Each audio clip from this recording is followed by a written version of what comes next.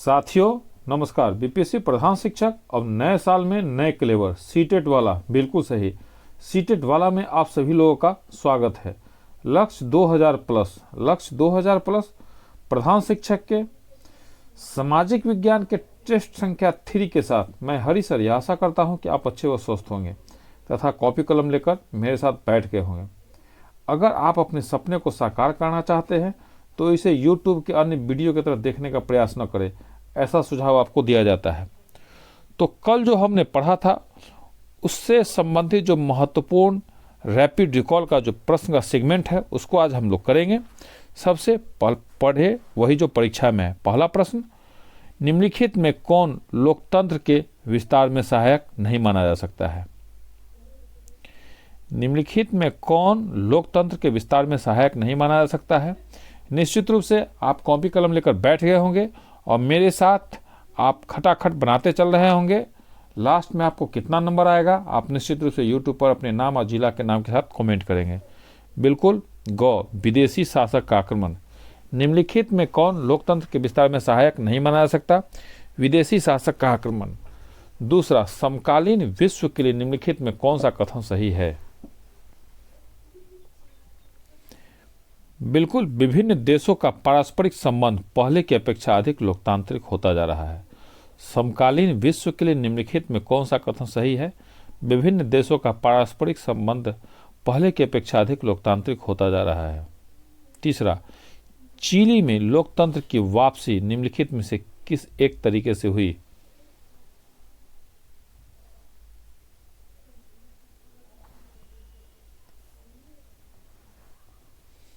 बिल्कुल, सैनिक तानाशाही का अंत।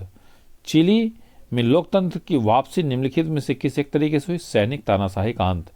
चौथा, नेपाल में लोकतंत्र के लिए संघर्ष के संबंध में कौन सा कथन सही है?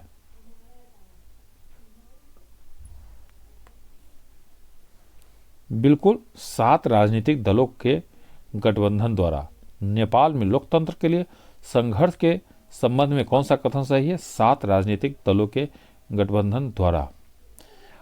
अब आज YouTube इतिहास में पहली बार और सबसे पहला चैनल सिर्फ आपके लिए लेकर आया है अनलिमिटेड मॉक टेस्ट, डीएलएड के सभी विषय का chapter wise notes, PDF class 6 to 10th NCERT के इतिहास, भूगोल, विज्ञान का चैप्टर वाइज नोट्स एवं PDF unlimited mock test notes एवं PDF प्राप्त करें सिर्फ फोटोकॉपी के मूल्य 499 रुपये सहयोग राशि देकर। 94,723,42,737 पर व्हाट्सएप करें। पसंद नहीं आने पर 1 सप्ताह के अंदर रुपया वापसी गारंटी के साथ। साथियों, आज का जो इम्पोर्टेंट हमारा है प्रैक्टिस सेट, पढ़े वही जो परीक्षा में आए, पढ़े वही जो परीक्षा में आए। अप्रत्यक्ष लोकतंत्र में जनता के प्रतिनिधि ही शासन करते हैं। अप्रत्यक्ष लोकतंत्र में जनता के प्रतिनिधि ही शासन करते हैं। जनता के प्रतिनिधियों को चुनने के लिए ही निर्वाचन की आवश्यकता पड़ती है। जनता के प्रतिनिधियों को चुनने के लिए ही निर्वाचन की आवश्यकता पड़ती है। निर्वाचन का अर्थ है जनता का मत प्राप्त करने के लिए विभिन्न राजनीतिक दलों एवं निर्दलीय उम्मीदवारों के बीच प्रतिस्पर्धा। अगला है, मत देने के अधिकारों को मताधिकार कहते हैं। एक निश्चित उम्र के पुरुष एवं नारी के मतदान के अधिकार को वयस्क मताधिकार कहते हैं। जब देश की जनसंख्या के सभी वयस्क स्त्री पुरुष मत देने का समान अधिकार रखते हैं तब इसे सार्वजनिक वयस्क मताधिकार कहते हैं। भारत में निर्वाचन कराने वाली संस्था का नाम निर्वाचन आयोग है। निर्वाचन आयोग का सबसे बड़ा अधिकारी मुख्य निर्वाचन आयुक्त होता है। राज्य स्तर पर सबसे बड़े अधिकारी मुख्य निर्वाचन अधिकारी के नाम से पुकारे जाते हैं। अब इससे संबंधित जो इम्पोर्टेंट प्रश्न है उसको हम लोग देखते हैं। बाल श्रमिक रोग संबंधी कानून किस तिथि से लागू किया गया? बाल श्रमिक रोग संबंधी कानून किस तिथि से लागू किया गया? काफी इम्पोर्टेंट प्रश्न साथियों। निश्चित रूप से 10 अक्टूबर 2006 बाल श्रमिक रोग संबंधी कानून किस तिथि को लागू किया गया? 10 अक्टूबर 2006। दूसरा, बाल श्रमिक रोग कानून की सूचना प्रेस के माध्यम से सर्वसाधारण को केंद्र के किस मंत्रालय द्वारा दी गई? बिल्कुल, मानव संसाधन विकास मंत्रालय। बाल श्रमिक रोक कानून की सूचना प्रेस के माध्यम से सर्वसाधारण को केंद्र के किस मंत्रालय द्वारा दी गई? मानव संसाधन विकास मंत्रालय। तीसरा, भारत में लोकसभा के सदस्यों की अधिकतम संख्या कितनी निर्धारित की गई है? बिल्कुल 552। भारत में लोकसभा के सदस्यों की अधिकतम संख्या कितनी निर्धारित है? 552। चौथा, निम्नलिखित में किसे वर्तमान कानूनों में संशोधन का अधिकार है? काफी इंपॉर्टेंट प्रश्न साथियों। संसद को। निम्नलिखित में किसे वर्तमान कानून में संशोधन का अधिकार है? संसद को। लोकसभा का अधिवेशन बुलाने का काम है। यह भी प्रश्न साथियों काफी इंपॉर्टेंट है। लोकसभा में अधिवेशन बुलाने का काम है राष्ट्रपति का। लोकसभा का अधिवेशन बुलाने का काम है राष्ट्रपति का। राज्यसभा का पदेन सभापति कौन होता है? यह प्रश्न भी साथियों काफी इंपॉर्टेंट है। सभी परीक्षा में निश्चित रूप से लगातार पूछा जा रहा है। निश्चित रूप से इसका उत्तर है उपराष्ट्रपति। राज्यसभा का पदेन सभापति कौन होता है? उपराष्ट्रपति।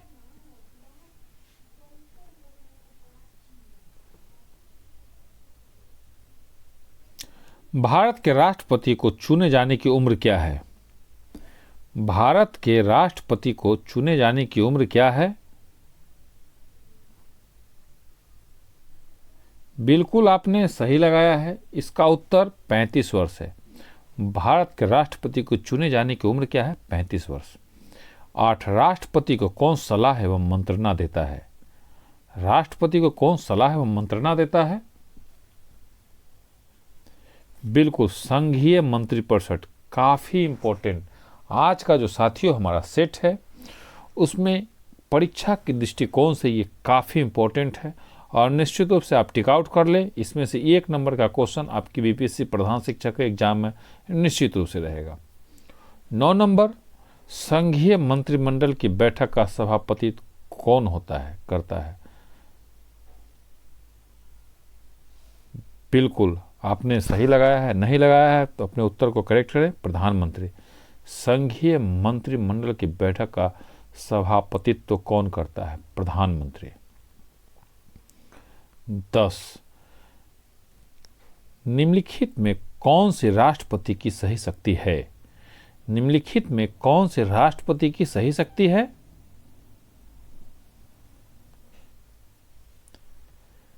बिल्कुल इसका भी उत्तर घ है। दोनों सदनों द्वारा पारित विधेयक को पुनर्विचार के लिए लौटाया जा सकता है। निम्नलिखित में कौन से राष्ट्रपति की सही शक्ति है? दोनों सदनों द्वारा पारित विधेयक को पुनर्विचार के लिए लौटाया जा सकता है। 11, सर्वोच्च न्यायालय के मुख्य न्यायाधीश के अवकाश ग्रहण करने की उम्र सीमा क्या है?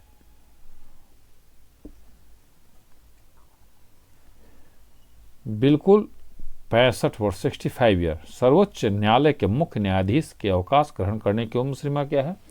65। चैनल पर कोई पहली बार है और अगर आपको प्रधान शिक्षक या सीटेट पास करके शिक्षक बनना है तो चैनल को सब्सक्राइब कर ले और अपना सुंदर सा प्यारा सा जिला जरूर कमेंट करें कि आप कहाँ से हैं, जिससे हमें पता चलेगा कि आपके जैसे होनहार शिक्षक एग्जाम की प्रिपेयरिंग करके एग्जाम को क्रैक करने वाले हैं।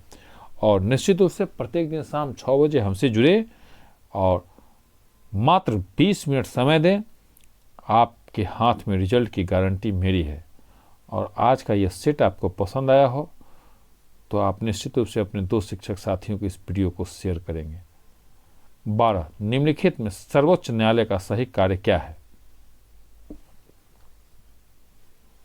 बिल्कुल, संविधान की भावना के विरुद्ध बने कानून को अमान्य घोषित करना। निम्नलिखित में सर्वोच्च न्यायालय का सही कार्य क्या है? संविधान की भावना के विरुद्ध बने कानून को अमान्य करना। 13, राष्ट्रपति कानूनी मामलों में किससे परामर्श ले सकता है?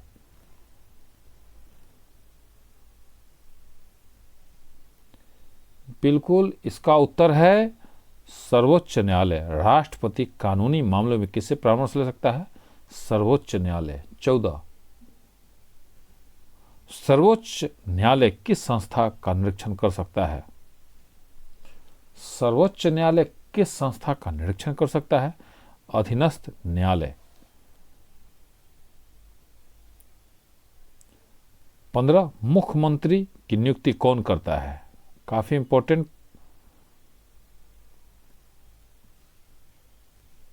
बिल्कुल, राज्यपाल। मुख्यमंत्री की नियुक्ति कौन करता है? राज्यपाल। 16, विधानमंडल का सदस्य रहे बिना कोई व्यक्ति कितने दिनों तक मंत्री पद पर आसीन रह सकता है? बिल्कुल, 6 माह। विधानमंडल का सदस्य रहे बिना कोई व्यक्ति कितने दिनों तक मंत्री पद पर आसीन रह सकता है? 6 माह। बिहार विधान परिषद की सदस्य संख्या कितनी है?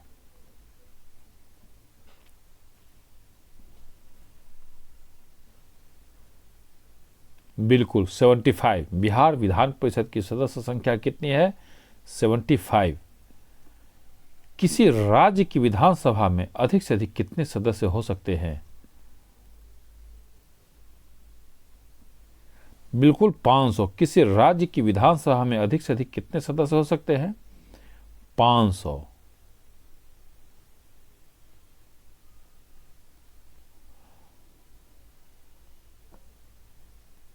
उच्च न्यायालय के न्यायाधीश कितनी उम्र में अवकाश ग्रहण करते हैं?